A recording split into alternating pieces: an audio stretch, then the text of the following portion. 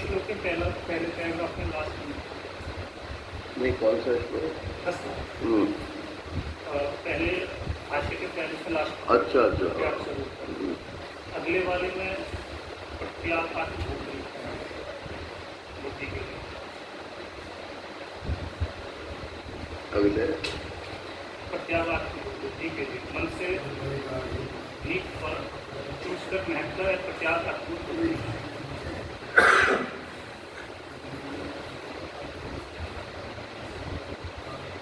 मैंने बताया ना कल, प्रत्येक माने भीतर होता है, बस वो भीतर चलते जाना है। और तो जिससे आगे फिर न चल सके वही सबसे प्रत्येक है।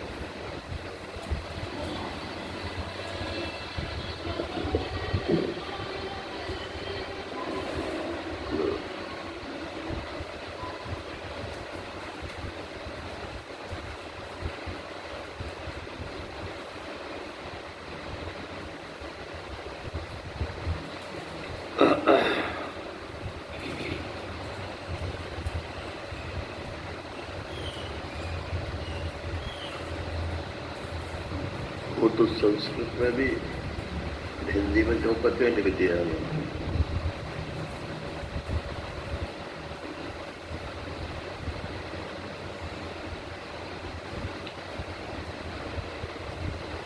हरि ओम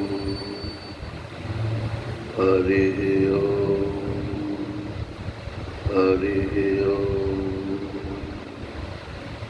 गुरुर्ब्रह्मा गुरुर्विष्णु गुरुर्देवो महेश्वरा गुरु साक्षात् परब्रह्म तस्मै श्री गुरुवे नमः। शंकरं शंकराचार्यं केशवं बादरायणं सूत्रभाष्यकृतौ वन्दे भगवन्तौ पुनः पुनः। ईश्वरो गुरुरात्मेति मूर्तिभेद विभागिने व्योमवद्व्याप्तदेहाय दक्षिणामूर्तये नमः। कृष्णाय वासुदेवाय हरये परमात्मने प्रणतक्लेशनाशाय गोविन्दाय नमो नमः। गोविन्दाय नमो नमः। हरिः ओम्। नारायण नारायण नारायण।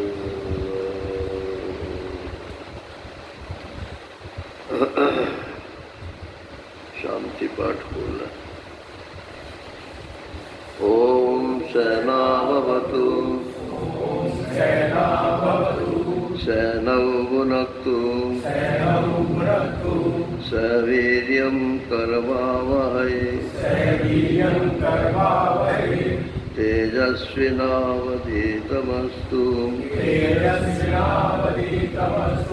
मा विद्विषावहै। ओम शांति शांति शांति।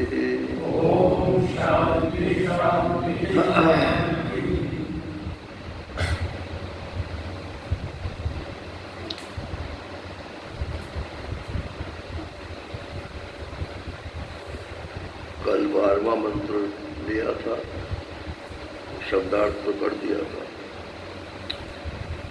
12वें से शुरू करना है। एष सर्वेषु भूतेषु गूढ़ोत्मा न प्रकाशते दृश्यते तु अग्रया बुद्ध्या सूक्ष्मया सूक्ष्मदर्शिभिः। एष माने ये कौन? कि ये जो आत्मा जिसको जानना है, जिसको पाना है, जो हम स्वयं हैं। सर्वेषु भूतेषु, सब प्राणियों में और सब अप्राणियों में भी गूढ़ोत्मा ये भीतर जा करके छिप गया है। इसमें भी है, इसमें भी, इसमें भी है, मेज में भी है। जड़ चेतन जितना भी जगत है, सब एक, हर एक के भीतर परमात्मा गूढ़ है, माने छिपा हुआ बैठा है। तो छिपा क्यों बैठा है भाई? बोले छिपा तो नहीं है, छिपा नहीं है, लेकिन कोई पहचान तब ना।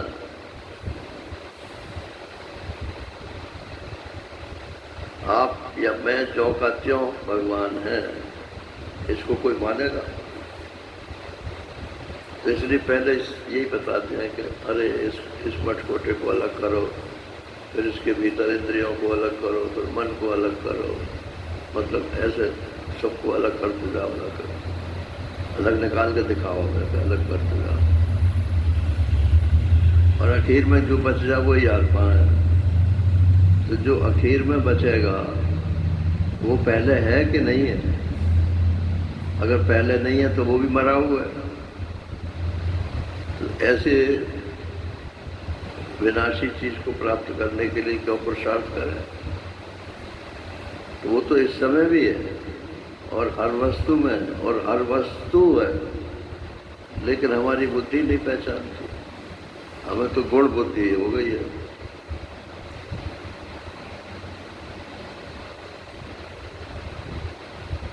अगर कोई लेडी ऐसा रुमाल रख लेना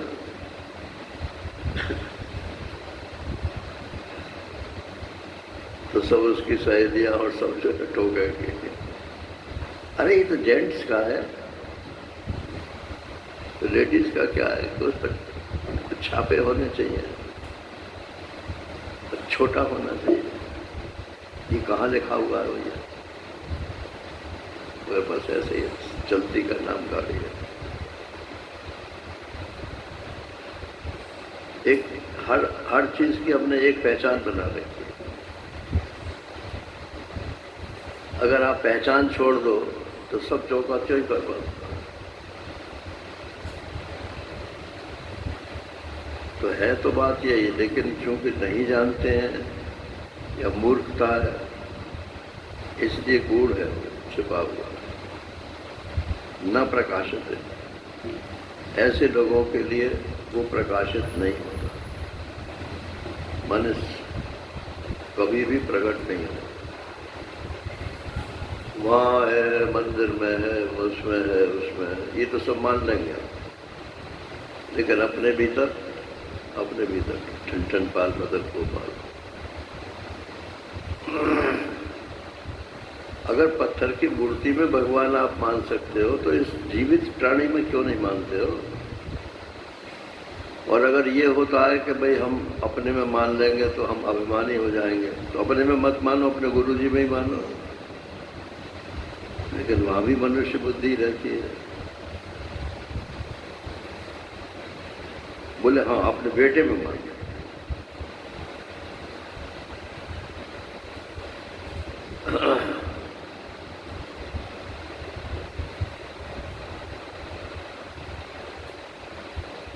बेटा हो, बेटी हो, संबंध जितने भी हैं ये सब पीछे स्थापित होते हैं।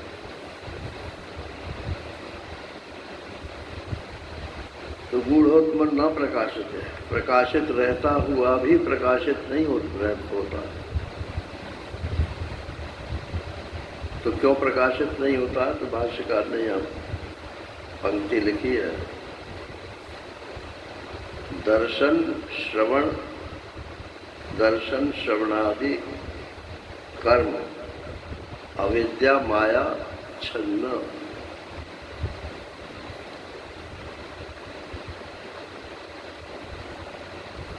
मैं कौन? आँख से देखने वाला। मैं कौन? कान से सुनने वाला। मतलब जितने वाला हैं वो सब तो मान लेंगे कि हाँ मैं हूँ। लेकिन क्या वाला रहित भी मैं हूँ? जो इस समय वाला बना हुआ है वही वाला रहित ही है।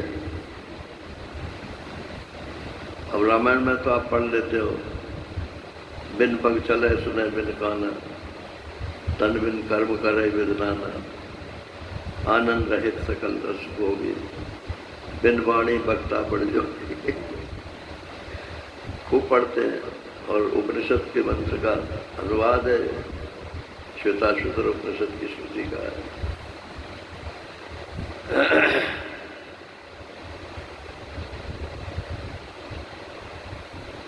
तो उसके मुख, उसके वाणी नहीं, उसके पास मुख नहीं है। आनंद रहित सकल रस भोगी, लेकिन सब रसों का भोगता है। तो बिना रसनेन्द्रिय के कैसे भोगता हो जाएगा? आप स्वप्न में कौन सी रसनेन्द्रिय होती है? होती है कोई? सिर्फ मन होता है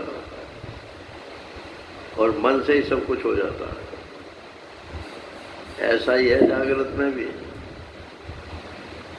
आपके पास मन है और वासना है, बस उसी से मैं भोग रहा हूं, मैं जान रहा हूं, मैं कर रहा हूं, ये सब होता है।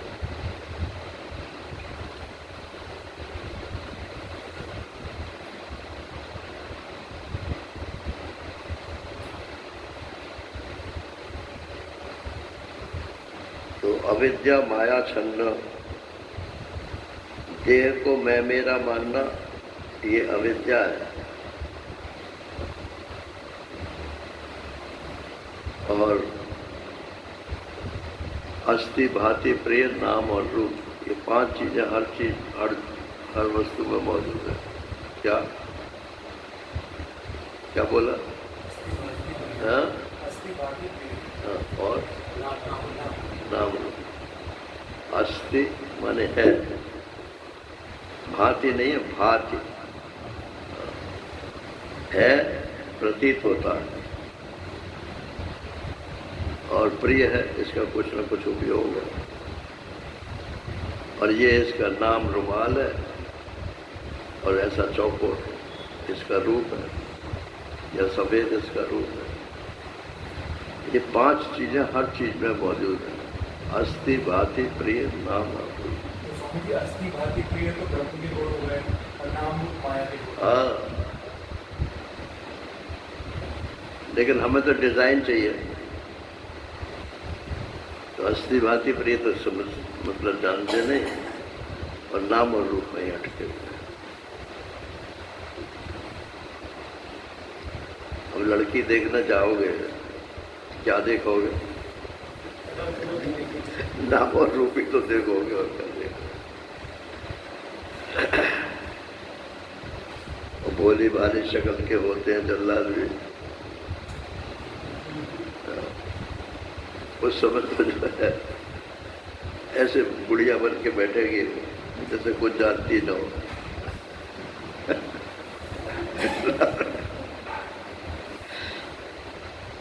और फिर आजकल, पहले तो होता नहीं था, आजकल कहते लड़का लड़की थोड़ा आपस में बात करता है। तो जब लड़का लड़की आपस में बात करते हैं, तब वो अपनी शर्तें रख देती है।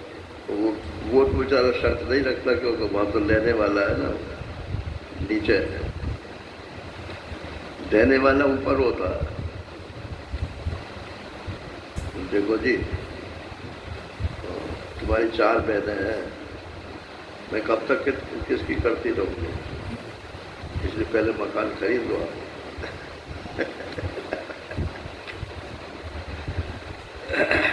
तो शक्ल पे लिखा हुआ था क्या ये?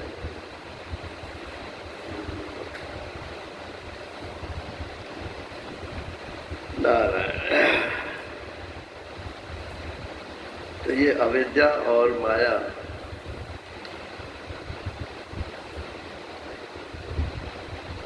इसके कारण ये आत्मा जो है ये छिपा हुआ है। एक तो मैं कछु जानो ना हूं, और एक काई की मानो ना हूं।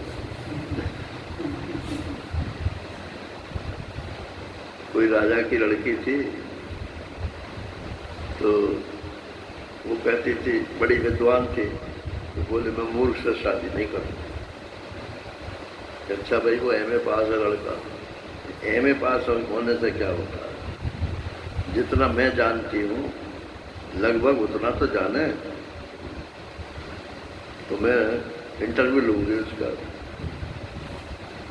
अब वो इंटरव्यू में तो पहले हो गए, सब फेल हो जाते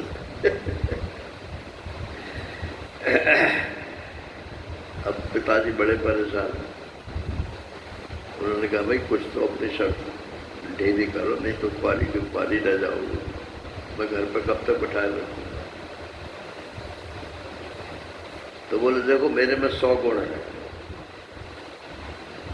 तो एक आध किसी में कम हो तो चलेगा, वरना तो 100 से कम मैं तुम्हें करूँगी नहीं। अब पहले तो नाई ब्राह्मण ही जाते थे रिश्ते लड़का ढूंढना, वो भी परेशान हो चुके थे, क्योंकि हजारियों जगह गए और 100 गुण किसी में मिलते ही नहीं थे। उसने लिस्ट बना के दी थी, ये 100 गुण जो है जिसमें हो उसके साथ शादी कर। तो जब उसने कह दी कि चलो एक आध काम होगा तो देखी जाएगी, वो तो मैं भी सिखा दूंगी। तो एक मूर्ख को पकड़ लाए वो नाई ब्राह्मण। तो उसने कहा आप में 100 गुण है? तो नहीं 100 तो नहीं है। कि 98 है? क्या 98 था? बोले ठीक है, 2 तो मैं सिखा दूंगी, कोई बात नहीं, लेकिन मैं आपकी धर्म पत्नी तभी बनूंगी जब आपका 100 गुण हो जाए। ब्याह तो हो जाएगा, लेकिन पत्नी धर्म में नहीं निभाऊंगी जब तक आप में 100 गुण नहीं हो। शादी हो गई उस पुरुष से।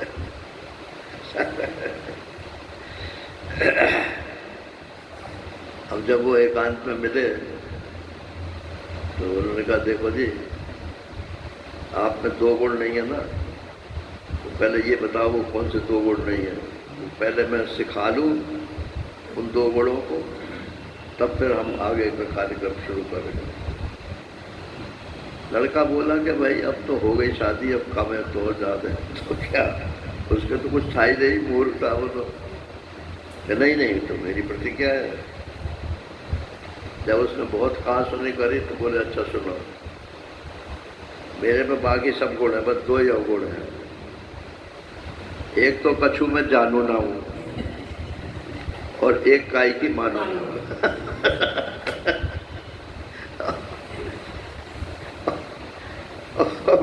सिखा दे उसे, जब मानता ही नहीं है तो क्या सिखाएगी। और कछु जानू ना हूँ तो अपनी काट की है नहीं और दूसरे की मानते नहीं।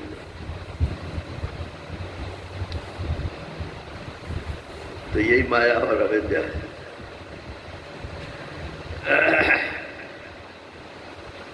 माया सिर्फ आवरण करती है। अब जैसे इसके अंदर जो चूसने की चीज है वो है, इसका जो ये कवर है ये आवरण है। कवर का उससे कोई संबंध नहीं है, सिर्फ ढक्कन है। ढक्कन हटा दो वो चीज निकल आएगी। लेकिन अगर उस लॉजेंजेस को आप कुछ का कुछ मान लो, है खाने की चीज और रगड़ने लगो शरीर पर, मतलब उसको जानते ही नहीं क्या चीज है, ये अविद्या है। माया आपका कुछ नहीं बिगाड़ती। मैं और मोर तोड़ते माया, जेह बस कीने जीव निकाया। मैं और मेरा और तू और तेरा, इसी का नाम अविद्या माया है। और एक रचय जग नहीं निज बल ताके, ये विद्या माया है। बोले माया देवी कि हाँ जी, कि संसार की प्रलय कर दो, कर दी। उत्पत्ति कर दो, कर दी। मतलब वो अपने नहीं चला रही। माया जो है वो इसीलिए परमात्मा का कुछ नहीं बिगाड़ सकता। लेकिन ये जीव जो है ये अविद्या के वश में है। नहीं, तुमको ऐसा ही करना पड़ेगा। अरे कि ऐसा मत करो, आगे चल के परेशानी होगी। नहीं, ऐसे ही हो गया।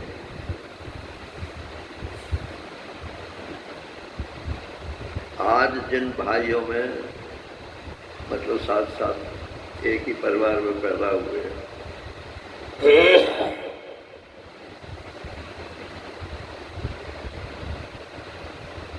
आजकल लोग यार उबाल रहे हो, क्या कर रहे हैं, और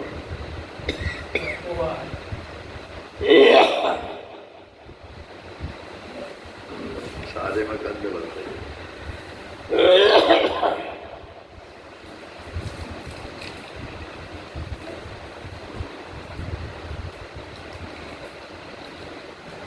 साल 2 साल के आगे पीछे पैदा होते हैं, एक ही माँ बाप से पैदा होते हैं, एक ही स्कूल कॉलेज में पढ़ते हैं,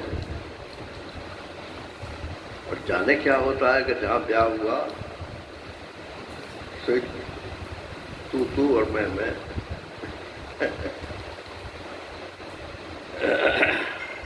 क्या हो गया?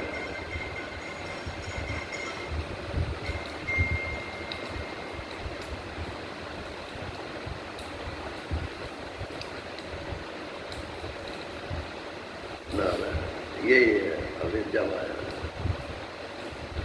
मैं और वो दो थे।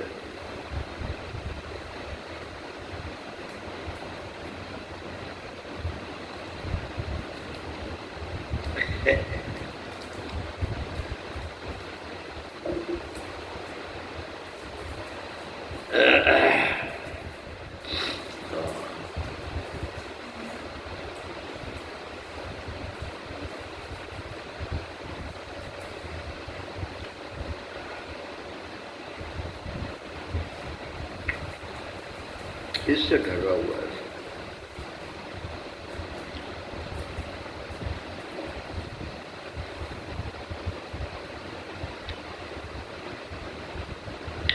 अब आगे कहते हैं भाष्यकार, ये तो अर्थ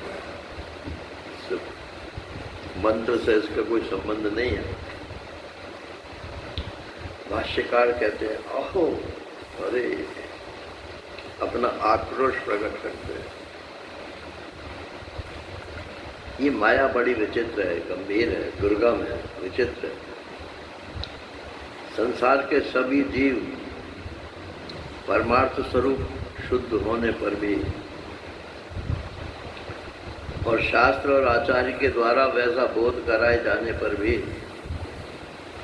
मैं आत्मा परमात्मा ही हूँ, इस तत्व को ग्रहण नहीं करता।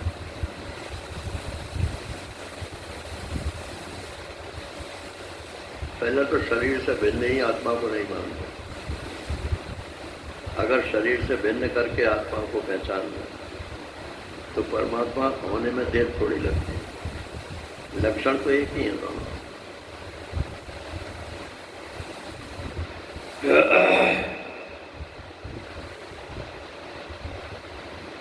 बल्कि जो देह और इंद्रिय आदि संघात घट आदि के समान अपने दृश्य हैं, उन्हें किसी के ना कहने पर भी मैं इसका पुत्र हूँ, मैं इसका पिता हूँ, मैं इसका भाई हूँ, इत्यादि प्रकार से आत्मभाव से ग्रहण करते हैं।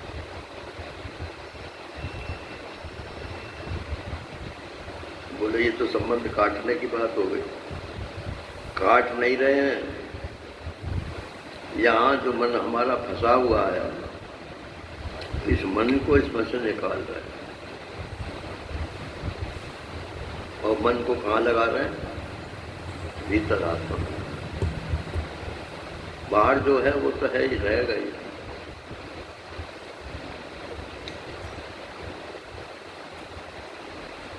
उस परमात्मा की माया से सारा जगत भ्रांत हो रहा है। इसलिए मैं सबके प्रति प्रकाशित नहीं होता।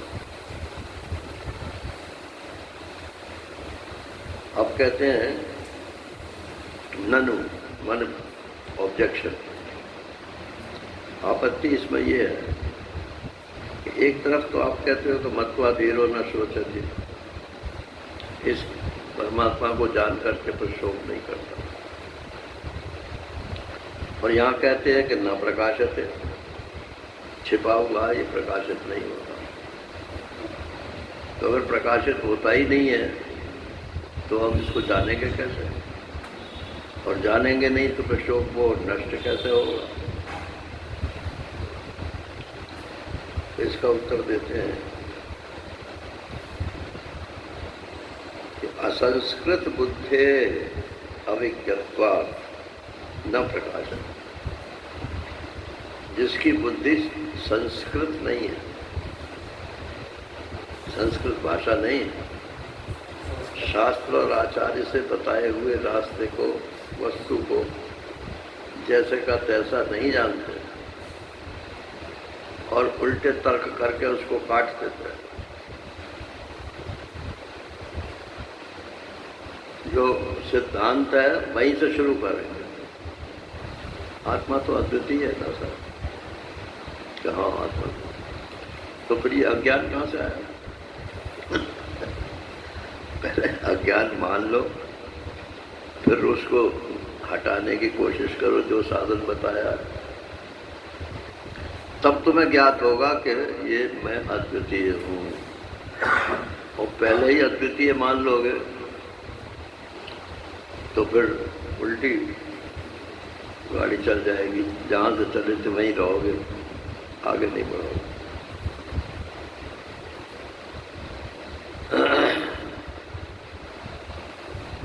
तो ये कर बताया ना मूल श्लोक में, दृश्यते तो अग्रया बुद्धिया, जिसकी बुद्धि नौकीली नहीं है उसको ये नहीं मालूम पड़ सकता। Pin pointed. गीता में भी बोला है, कौनते बोला है गीता में, गीता में जो कौनते बोला है वो भी इसके लिए बोला है। हाँ, नहीं वो तो वैसे तो अर्थ तो उसका कुंती का बेटा है कौनते, महर्षि ने इसका अर्थ किया है कि कुंत माने भाला, तो भाला जैसे पीछे चौड़ा होता है और आगे उसकी नोक होती है, तो जिसकी बुद्धि भाले की नोक के समान है उसको बोलेंगे कौनते। कुछ समझे कि हाँ समझ गए, कि क्या समझे कि वही जो आपने समझाया कि क्या समझाया, तो वो तो मैं भूल गया जी मैं, तो समझे क्या?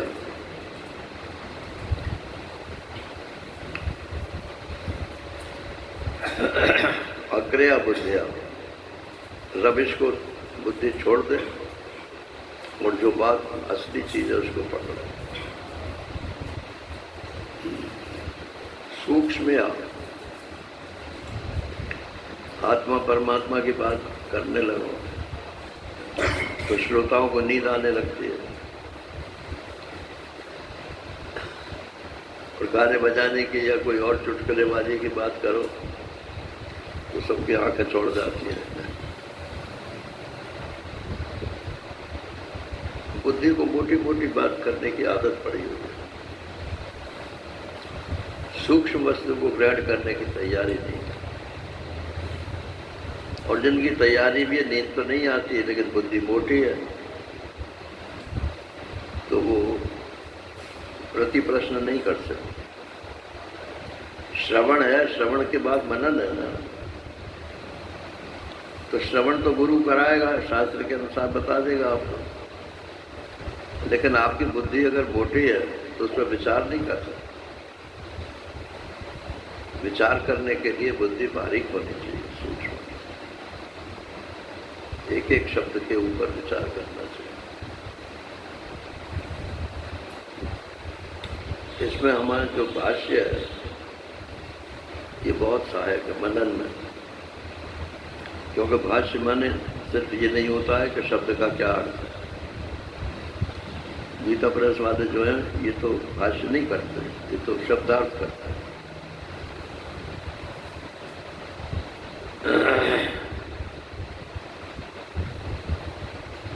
तो सूक्ष्म सूक्ष्म वस्तु निरूपण पर्याप्त, ऐसी बुद्धि जिनकी रहती है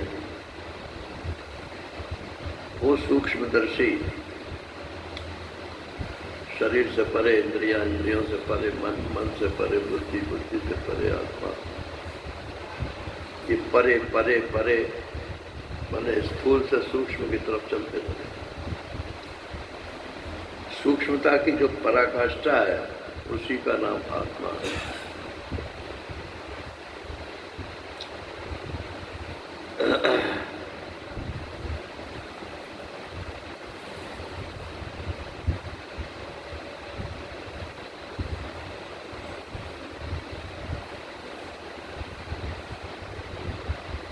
अब ये मैंने कभी नोट किया था,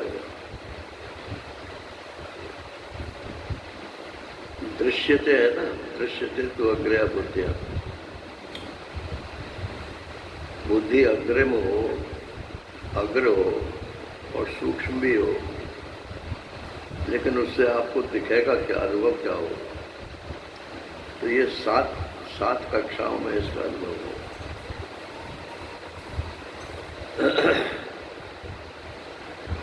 पहले तो जगत के रूप के बारे में सोचो, जैसी संसार दिख रहा है क्या वैसा ही है?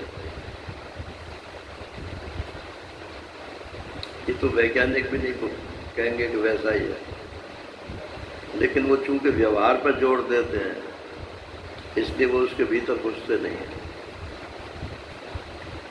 और वेदांती कहो या आध्यात्मिक पुरुष को, हमारे यहाँ व्यवहार कौन है, व्यवहारी कौन है, व्यवहार क्यों कर रहे हो, किस उद्देश्य की प्राप्ति के लिए व्यवहार कर रहे हो, उस उद्देश्य का अपने साथ कोई संबंध है कि नहीं? तुम कागज के कुछ नोटों के लिए सारा व्यवहार कर रहे हो ना, ये और कोई लक्ष्य है? नोट घर में ले आवे तो घर के सब काम काज उससे हो जाएंगे।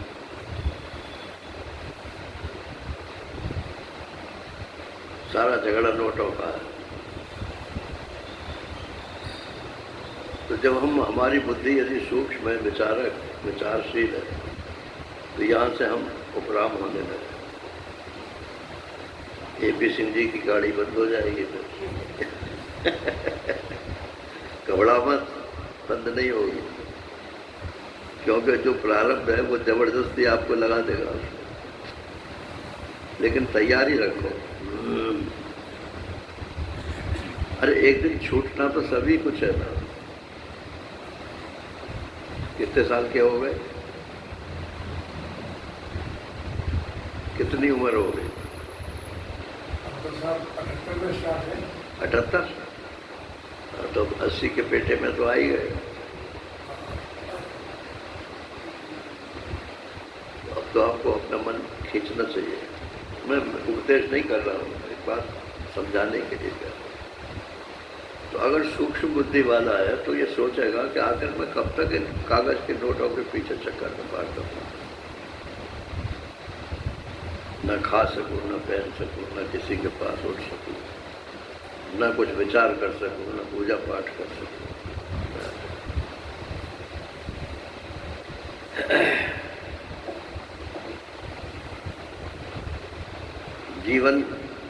जीवन को 4 हिस्सों में डिवाइड कर देना, वो अपने अपने हिसाब से। तो समझ लो आजकल के हिसाब से 30 वर्ष, पहले 30 वर्ष योग्यता हासिल करो कमाई करने की, और अगले 30 वर्ष उससे पैसे कमाओ। 60 साल के हो गए। 60 साल तक आपकी सारी जिम्मेदारी पूरी हो जानी चाहिए। अगर नहीं होती है तो फिर रगड़ते रहना सारी जिंदगी उन्हीं को। पहले अर्ली मैरिजेस हो जाती थी तो जल्दी फ्री हो जाते थे, तो जल्दी फ्री होने के बाद तो परमात्मा की तरफ लग जाते। पूरी तरह से तो कोई लगता है, लेकिन आधे पढ़ते कुछ तो लगा है। आखिर ये जीवन हमको मनुष्य जीवन मिला क्यों, इस पर भी कभी विचार करें। सूक्ष्म या सूक्ष्मदर्शी भी, तो पहला विचार तो है जगत के बारे में, और दूसरा विचार है फिर ये जो व्यवहार करने वाला जीव है इसका क्या स्वरूप, मैं कौन हूं जो मैं ये व्यवहार कर रहा हूं, भागा भागा फिर रहा हूं।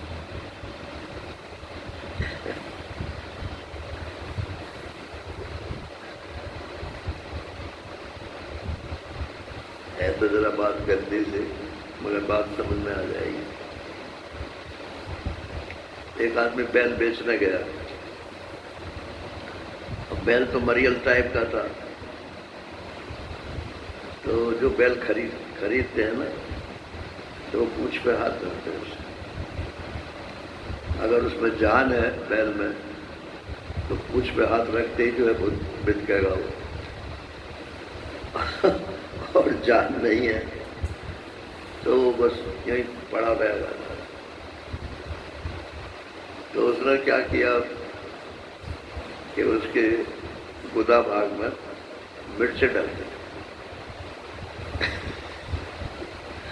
अब उसके खरीदार आवे तो चूंकि उससे तो मिर्च लगी हुई थी, तो वो तो भगा ही भगा फिर है।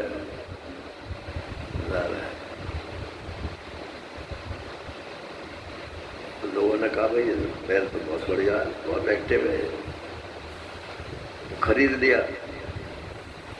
अब शाम तक उस मिर्चों का असर खत्म हो फिर अपना जो है ऐसा जैसे का था वैसा ही हो गया। अरे कुछ ने मुझे धोखा दिया। तो फिर आया उसके पास बैल जिससे खरीदा था, बोले ये तो बिल्कुल ही मरियल है। तो वो बोले मैं कब तक मिर्चें लगाता रहा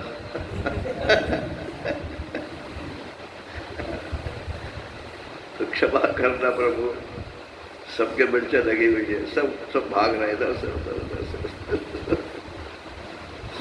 ये नहीं देखते कि बुढ़ापा जो है जब आएगा ना, सारी मिर्चें खत्म हो जाएंगी। तैयारी रखो,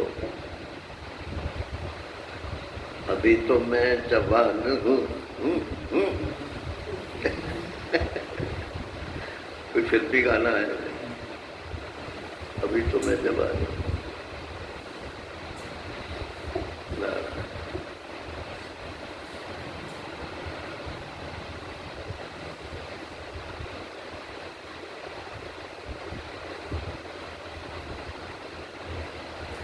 तीसरी चीज है फिर कि जीवात्मा चलो इस शरीर से अलग कोई वस्तु है, ये समझ में आया। क्या है अभी ये समझ में नहीं आया, लेकिन इस शरीर, स्थूल शरीर से अलग है। हम स्थूल से सूक्ष्म की तरफ चल रहे हैं। तीसरी बात है कि फिर जैसे यहाँ ये शरीर से अलग जीवात्मा है, ऐसे ये पूरा शरीर, पूरा जो विश्व है, ये भी तो एक शरीर है। तो क्या इसमें भी एक जीवात्मा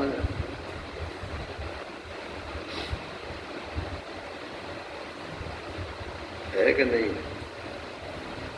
होना चाहिए, वरना इसमें इतनी व्यवस्था कैसे होगी? सूरज टाइम से निकलता है, टाइम से छिपता है, मौसम जो है अपने अपने हिसाब से आते जाते हैं। ये वैज्ञानिक तो झूठी सच्ची खबरें देते हैं। आज कहेंगे कि 3 दिन में वर्षा हो जाएगी, तो वर्षा कल ही हो गई। बोले वो पश्चिमी विक्षोभ के कारण है। तो तुमने पश्चिमी विक्षोभ देखा नहीं क्या? तो इस समय मानसून कहाँ पे है? बोले काठियावाड़ में। उससे यहाँ तक आने में कितना टाइम लगेगा? उसकी स्पीड नाप ली, डिस्टेंस आपके पास है ही, इतना टाइम लगेगा। तो कह दिया गया परसों बारिश हो जाए। तो ये सब ऐसे ही है, इसमें कोई यथार्थ नहीं है। डॉक्टर लोग भी सब ऐसे ही बहकाते रहते हैं।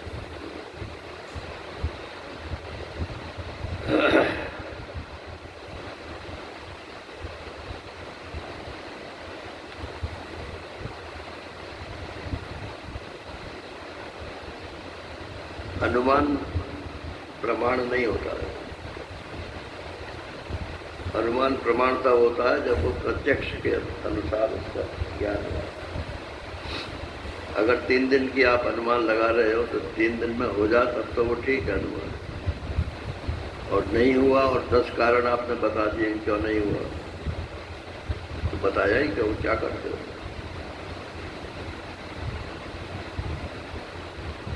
तो इसके पीछे एक आदिदैविक, जैसे यहाँ आध्यात्मिक पुरुष जीव है, ऐसे ही संसार के पीछे भी एक आदिदैविक शक्ति है, उसको हम ईश्वर बोलते हैं।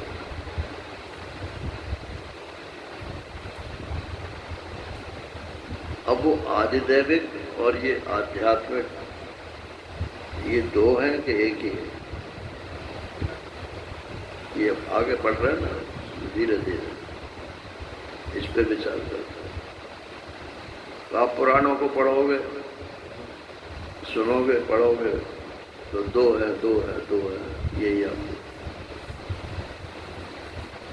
और इनके प्रवक्ताओं से आप सुनोगे तो भी 2 ही बार बताए जाएंगे, और आप मान के बैठ जाओगे कि 2 ही है। लेकिन यदि आपको गांठ की है कुछ और उपनिषद को आप प्रमाण मानते हैं तो आपकी समझ में धीरे धीरे ये आ जाएगा कि नहीं, अध्यात्म और अधिभूत, अध्यात्म, अधिदैव और अधिभूत, ये तीनों, इनमें एक ही वस्तु है। 8वें अध्याय के शुरू में गीता में इन्हीं प्रश्नों के उत्तर है। अध्यात्म क्या है, अधिभूत क्या है, अधिदैव क्या है। और भगवान ने सब में यही कहा, मैं ही हूँ, मैं ही हूँ, मैं ही हूँ। भगवत दृष्टि है। अध्यात्म माने, आत्मा माने शरीर है, तो शरीर के भीतर मैं, भगवान कह रहे हैं शरीर के भीतर जो आत्मा है वो मैं ही हूँ, ये अध्यात्म। और अधिभूत क्या है कि ये जो सामने दिख रहा है संसार, इसके भीतर मैं हूँ। अधि माने मैं, इन भूत के भीतर। भूत के भीतर कौन है? भगवान कहते मैं हूँ। शरीर के भीतर कौन है? कि मैं हूँ। बोले ये जो हम व्यवहार करते हैं इसके भीतर कौन है? कि मैं हूँ, अधियज्ञ। कर्म किसको कहते हैं? तो क्या परिभाषा है?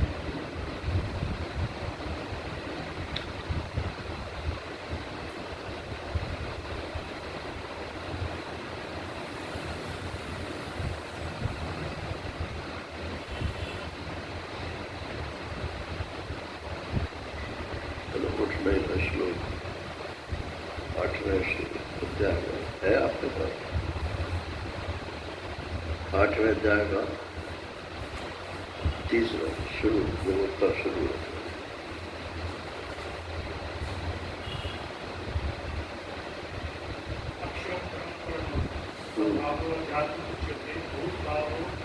भूत भावोद्भव करो विसर्ग कर्म संग।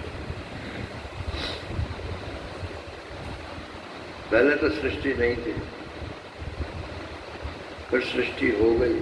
भूतों का भाव माने एग्जिस्टेंस, वस्तुओं की एग्जिस्टेंस जिस कर्म से हुई उसको ही कर्म बोलते हैं। वो कर्म किसने किया? ब्रह्मा जी ने किया पुराणों के अनुसार, दार्शनिकों के अनुसार ईश्वर ने किया, और उपनिषद के अनुसार ब्रह्म में संकल्प, संकल्प ही से सारी सृष्टि होती है।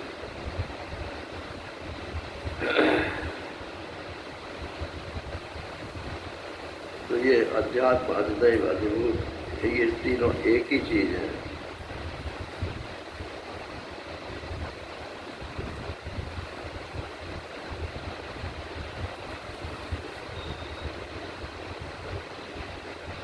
अब ये दृष्टा, साक्षी, ब्रह्म, ये और भी तक चलो।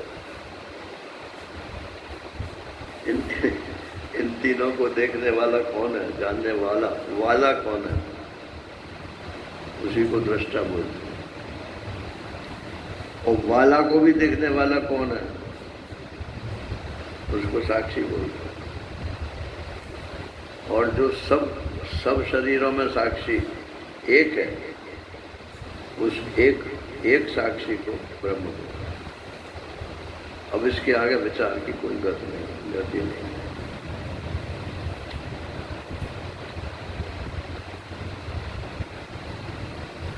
तो सूक्ष्म दर्शवी, तो सूक्ष्मता की ओर चलते चलो, तब आखिर में आपको ब्रह्म ज्ञान हो जाएगा। वो मोटा मोटी मान के बैठ जाओगे तो ये परमात्मा तो छिपा ही रहेगा। अब आगे इसका साधन बताते हैं। ये श्लोक भी बहुत महत्वपूर्ण है और इसका योग परक, साधन परक भी अर्थ है और ज्ञान परक भी अर्थ। 13वां पंथ।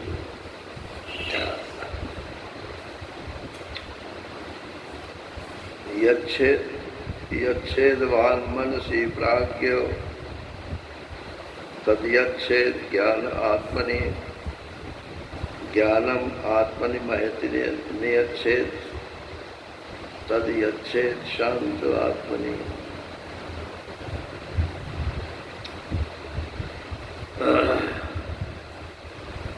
बात तो ये पैसा आ चुकी है, इसको यहाँ एक श्लोक को समराइज करते हैं। यच्छेद माने जिसको नियुक्त करे,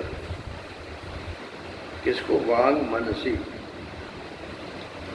वाणी को मन में नियुक्त करे।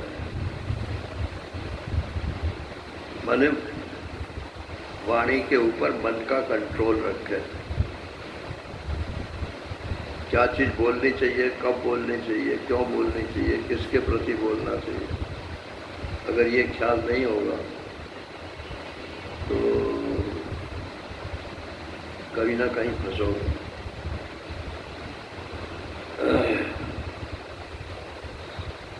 तो ये किसके लिए कह रहे हैं कि प्राज्ञ, जो प्राज्ञ माने प्रज्ञावान है, विवेकी है, बुद्धिमान है, उसको चाहिए पहला साधन कि वाणी को मन में नियंत्रित करे, मन से नियंत्रित। हम तो जो साफ बात कहते हैं,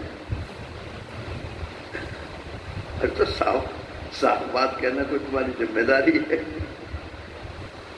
जहां नहीं कहना चाहिए वहां साफ बात मत बोलो।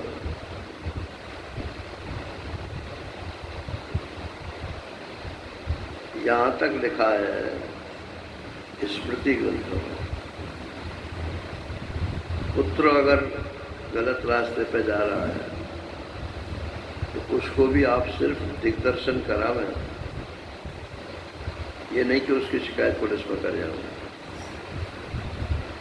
उसे बता दें कि भाई देखो तुम गलत रास्ते पे जा रहे हो, कल को कोई प्रॉब्लम खड़ी हो तो समझ लेना,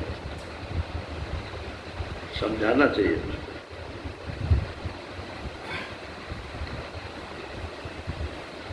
पुत्र शब्द का क्या अर्थ होता है?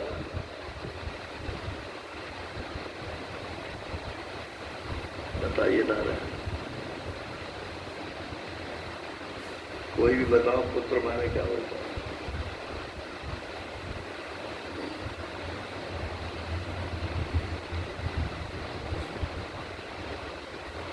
पुरुष कर्तव्य है, क्या बोला? मतलब पुत्र के जो कर्तव्य है माँ बाप के प्रति नहीं, तो स्वार्थ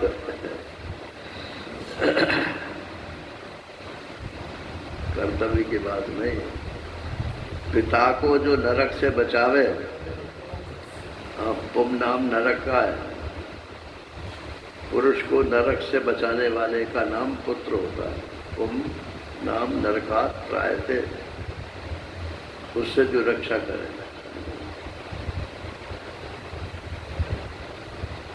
अगर प्रजा कोई पाप करती है तो उसका छठा भाग राजा को भुगतना पड़ता है। और अगर बेटा कोई पाप करता है तो उसका एक भाग पिता को भी भोगना पड़ेगा। मान लो किसी बाप ने हत्या कर दी तो पुलिस पिता को पहले पकड़ेगी। जब ये पता हो जाएगा कि नहीं इसका इससे कोई संबंध नहीं है, या पहले ही वो कह देते हैं कि मैं ना इसका बाप हूं ना ये मेरा बेटा है।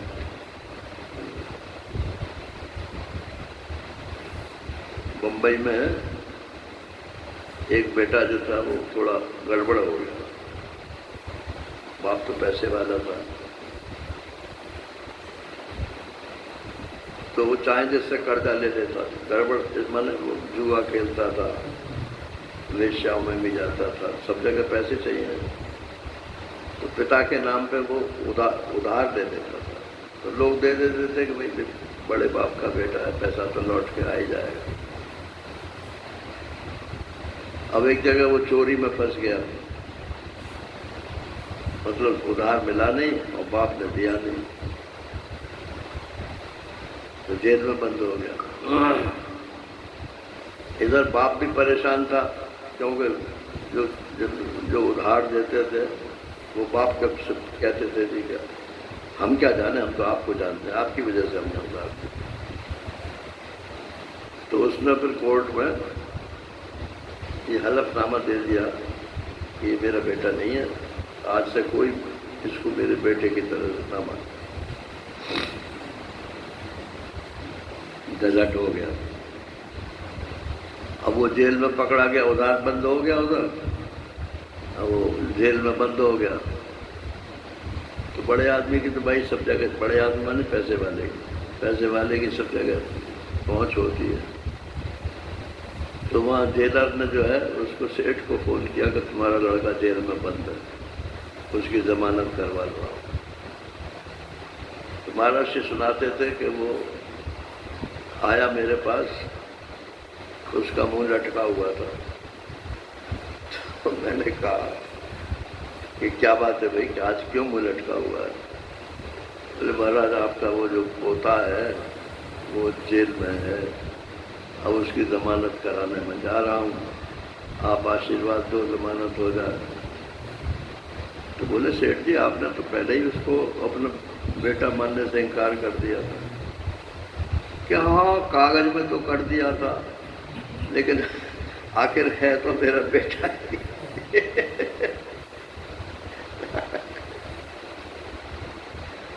अब इसको आप क्या कहोगे? ये मान्यता के अलावा और कुछ नहीं है। चाहे पति पत्नी के तलाक हो ही रहे हैं आजकल, सबसे निकट का संबंध यही था, वो बाप और बेटे का था। तो कई केसेस बाप बेटे के आ चुके अखबारों में, मतलब मैंने पढ़ा है। बेटा ने कहा कि मैं इस मकान को बेचूंगा, अकेला बेटा था, मैं इस मकान को बेच के नया करूँ, ये तो पुराने ढंग का हो गया। तो बोले भाई हम कहाँ जाएं, कि हमारे साथ कहीं भी जाओ। तो वो कोर्ट में केस चला गया। तो कोर्ट ने जो है ये कहा कि बेटा जी तुम्हारा तो अभी हक ही नहीं बनता, बाप मर जाएगा तब प्रॉपर्टी आपकी होगी, जीते जी तो उसकी खुशी की है। और फैसला ये हुआ कि यदि जीवन काल में बेटा उसका काम न करता हो ठीक, तो उसको आप घर से निकाल सकते हैं। और सुप्रीम कोर्ट ने इसको होल्ड किया और कहा कि कम से कम 500 रुपये महीने बाप को देगा, वो कहीं से ला के दे। अब 500 रुपये में कुछ होता थोड़ा ही है, लेकिन ऐसा फैसला हुआ।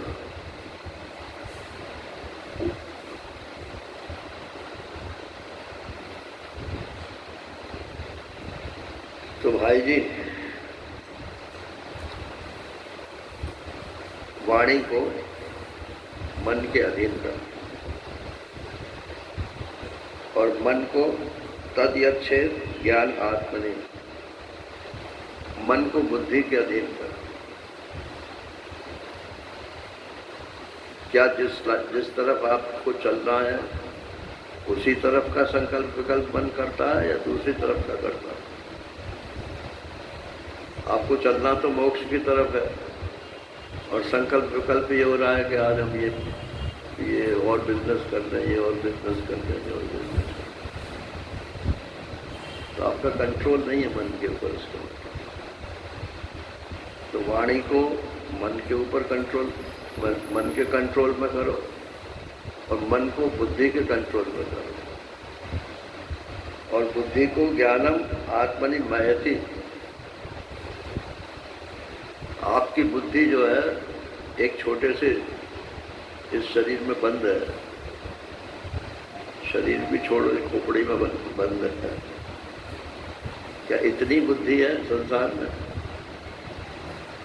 तो एक समष्टि बुद्धि भी है, उसी को ब्रह्मा जी की बुद्धि या हिरण्यगर्भ बोलते हैं। व्यष्टि बुद्धि को समष्टि बुद्धि के अधीन कर और ज्ञानम आत्मनि महति नियच्छेद और तद यच्छेद शांतात्मा। और जब उसके अधीन कर दी तो जैसा समष्टि का संकल्प है ईश्वर का वैसा पूरा होगा। आपके किए से कुछ नहीं होगा,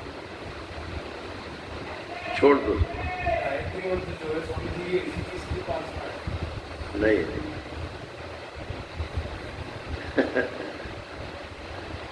गायत्री मंत्र कैसे करो? क्या कहना चाहते? नहीं मतलब उसमें वही है ना कि अपनी बुद्धि को और हिरण्यगर्भ को एक करने का। ये कहाँ है?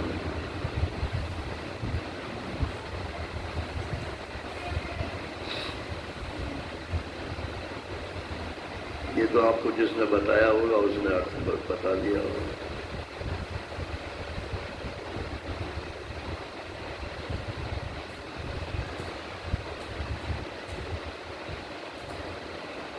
ये लोग जानते नहीं हैं, सब अटल टप्पू हैं, चाहे वो शांति कुंज के हों चाहे आर्य समाज के हों। यही लोग ज़्यादातर गायत्री गायत्री हल्ला मचाते हैं।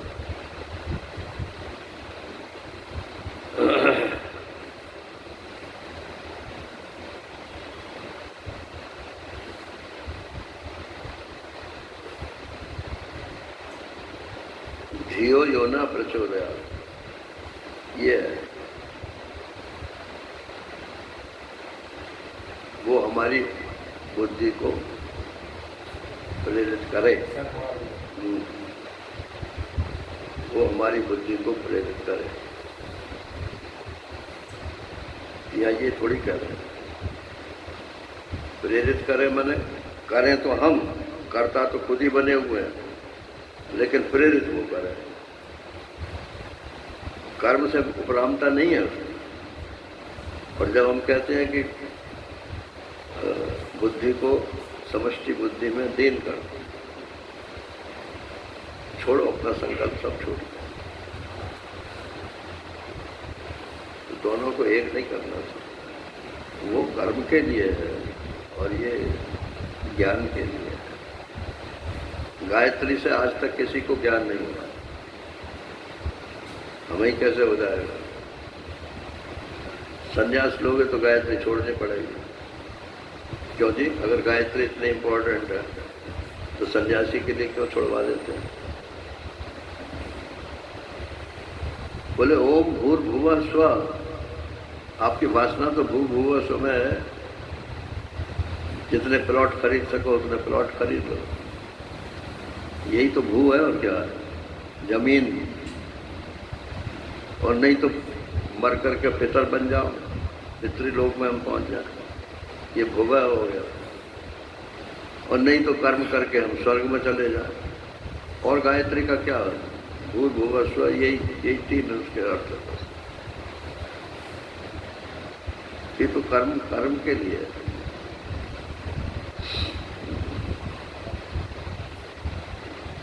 सिद्धि कोई प्राप्त करनी हो तो गायत्री से सिद्धि होती है।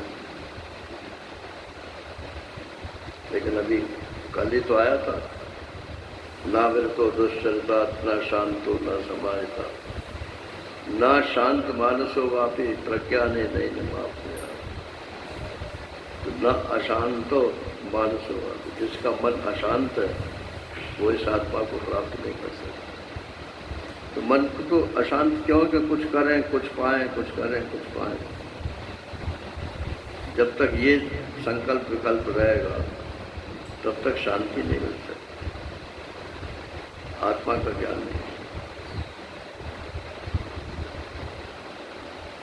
अब इसीलिए आलोचना भी करते हैं वेदांत के लोग कि कर्म के विरोधी हैं। तो कर्म का विरोध हाथ पैर चलाने का विरोध नहीं है। आखिर को गायत्री भी जपोगे तो हाथ पैर तो चलाओगे, जीव चलाओगे, मन चलाओगे। अब हम बोल रहे हैं, हमारे भी जीव चल रही है, मन चल रहा है। तो कर्म मात्र का विरोध नहीं है, लेकिन कर्म करके हम पाना क्या चाहते हैं? तो परमात्मा को तो कर्म से प्राप्त नहीं किया जा सकता।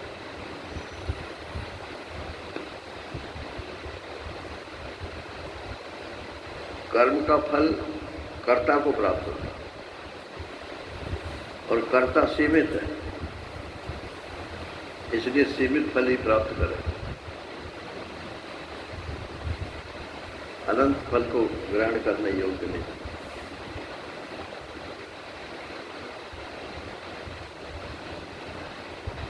तो शांत आत्मा में अंत में सब कुछ छूट जाए, आत्मा ही शेष है। ये एकांत में बैठ करके भी साधना इसका किया जा सकता है और चलते फिरते भी इसका साधन किया जा सकता है। ये बहुत बहुत महत्वपूर्ण श्लोक है इस कठोपनिषद। यच्छेद वांग मनसी प्राज्ञ तद यच्छेद ज्ञान आत्मनि ज्ञानम आत्मनि महत नियच्छेद तद यच्छेद शांत आत्मनि। शांत आत्मा को प्राप्त करने का यही तरीका है।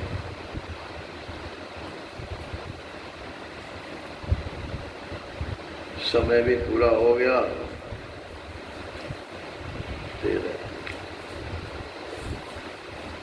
अब कल का दिन और है तो 14 और 15 बस 2 ही हो गया, बाकी 16-17 तो फलश्रुति। हरि ओम पूर्णमदा पूर्णमिदं पूर्णात् पूर्णमुदच्यते पूर्णस्य पूर्णमादाय पूर्णमेवावशिष्यते। ओम शांति शांति शांति।